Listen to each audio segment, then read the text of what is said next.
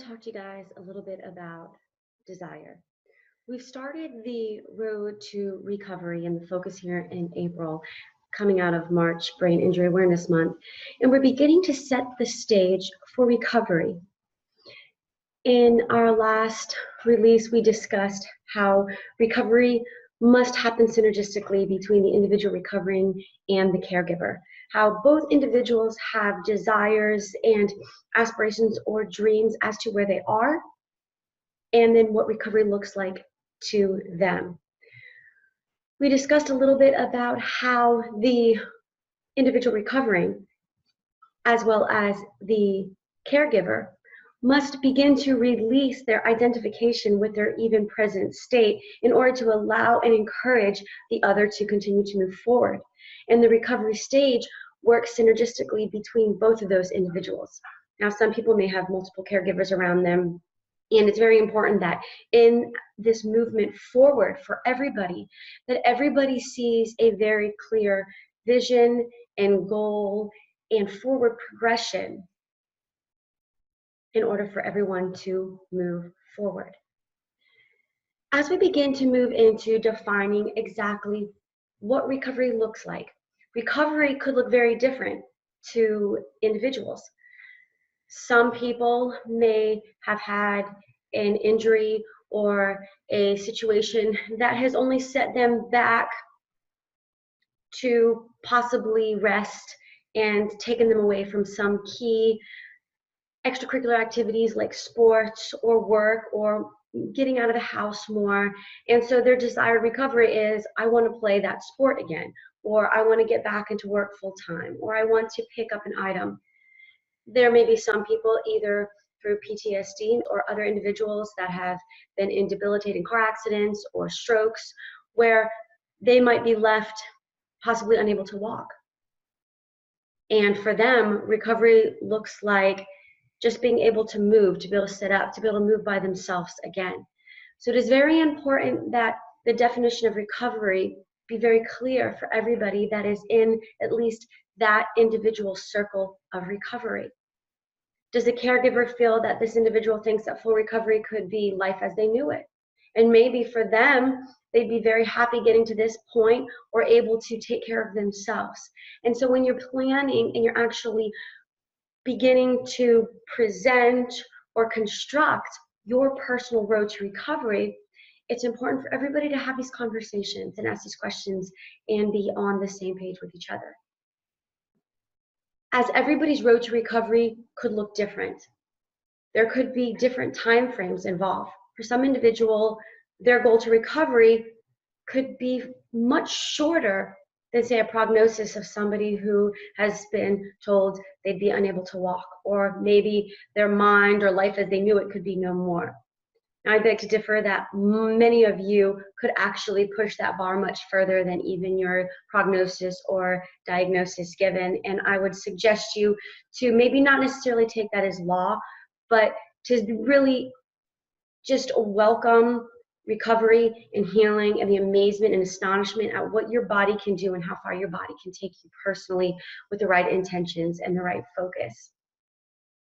But what we're going to focus on now is, what if I told you that you could actually live passionately and happy through the road to recovery? That your journey to recovery doesn't necessarily mean your journey toward happiness, right? Where that end goal being the fact that I will be happy, I will feel fulfilled, I will be thriving once I get to that end goal.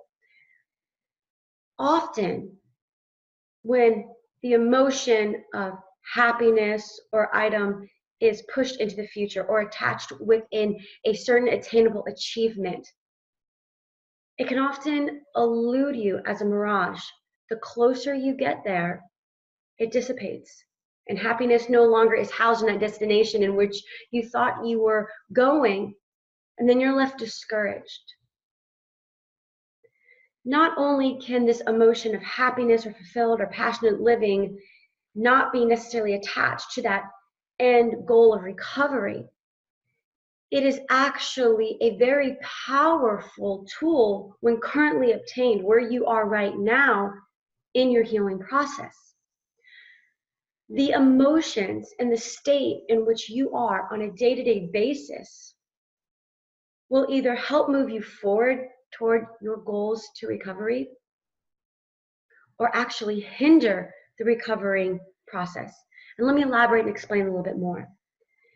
If you are feeling down and depressed and discouraged and stressed and anxious in trying to obtain that goal toward recovery, you're actually impeding your body's ability to heal. Things like hope, the emotion of happiness, prayer, faith, all of those elements that we focus on so much and that we really strive toward achieving here in our culture and in our group, is because those actually hold healing powers within them. When you're in a stressful state, your body is creating an acidic environment, which increases inflammation and impedes the healing process. But when you're in a peaceful, hopeful, prayerful, meditative state, your body is at a balanced state, increasing alkalinity in your body, bringing on that element of peace, which helps your body to heal, that restful state. Not to mention hope, faith, belief, all those elements are like wind in your sails, further pushing you toward that ultimate goal of recovery and healing. But despair, sadness, depression, those are actually like anchors and weights on your vehicle as you try to move into recovery, making it so much harder, not only impeding the healing process within your body, but making it just physically harder to get up and maybe move forward. My goal for you in this topic and the intentions in this topic of conversation is for you guys to actually be able to achieve that element of passion and fulfillment, and where you feel like you are not just existing, but you are thriving and you are living as you move through the recovery process. Now, I would like to present even one more thought. What if healing and recovery is actually a forever journey? Think about it. To you or to somebody possibly who is here after a brain injury or in this recovery element, recovery is a little bit more specific in nature. And you may be considering how it relates to you in your accident or the brain injury or PTSD or getting back to that element. But what if that these life situations that actually brought you to this place had the intention of bringing you to a recovery or an end destination that far surpasses one that you might have actually ever arrived to if you didn't have this event take place in your life? How to live passionately happy and fulfilled through the recovery process. How to live happy and passionate, or live with passion through the recovery process. So many people consider or take the approach that I'm going to be happy once I'm better. I'll be happy again once my life has returned back to normal. I'll be happy again once I can play sports again, or I'll be happy again once I can attend work full time. I'll be happy again once I no longer need somebody to help take care of me. I'll be happy again once I can walk. I'll be happy again once, and then fill in the blank, wherever maybe possibly your happiness definition lies. Now, your emotions, your feelings, your desires towards recovery and towards achieving those goals are very validated. And it is not the case that you should ignore the fact that achieving those goals or getting to that place in that element in the recovery process would bring you joy. Absolutely. But the question is, why would that make you happy? Believe it or not, you're not just chasing that goal toward recovery. You're chasing the feeling that is attached with that. And so when we tell ourselves we'll be happy when, unfortunately, we push happiness out in the forefront, or some of these really beneficial emotions that help aid in the healing process to the forefront. And then happiness, when housed at our destination, can often elude us like a mirage. The closer we get to that destination, this grandiose idea and vision of possibly what happiness looked like for us is not there. And it dissipates, and then it's replaced with more discouragement. And actually, happiness, or that intense feeling of passion and existence and thriving and truly living in life, must be a passenger in the vehicle with us on the journey through recovery. Now, not only does it actually make the recovery process and the journey so much more enjoyable, but it actually holds many benefits through the healing and the recovery process. Defining your recovery. As we move forward and we begin to look at the recovery process and kind of identifying what your recovery looks like to you, maybe if you're a caregiver, what it looks like to you in the state of, as the individual that you're caring for recovers, where would that place you? And many recovery situations, usually it is a family member alongside that caregiver that is actually walking through the recovery steps of the recovery journey with them. And so the recovery journey, the recovery steps are going to apply to both individuals as they journey through the recovery process together.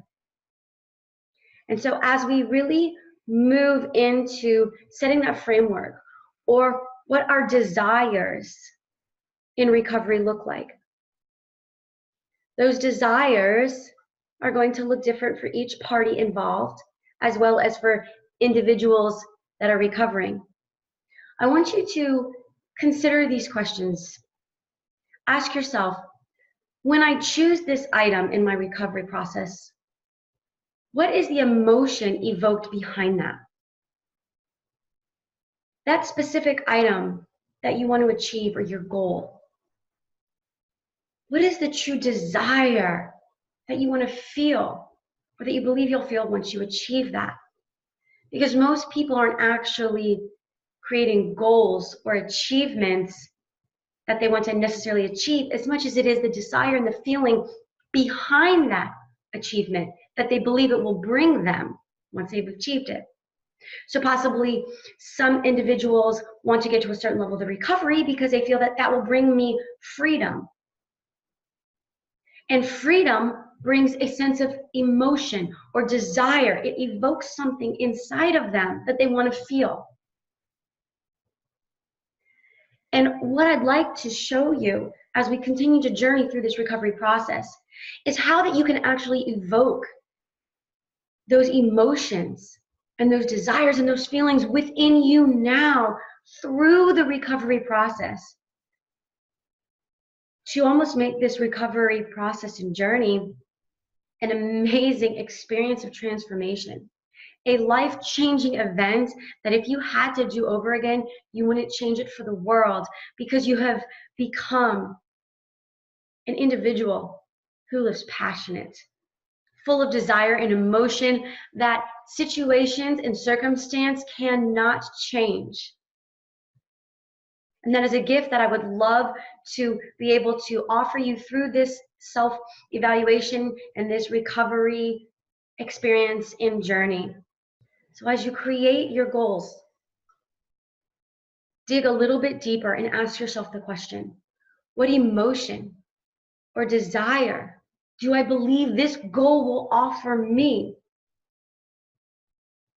And recognize that it is that desire and that emotion that you are actually looking for.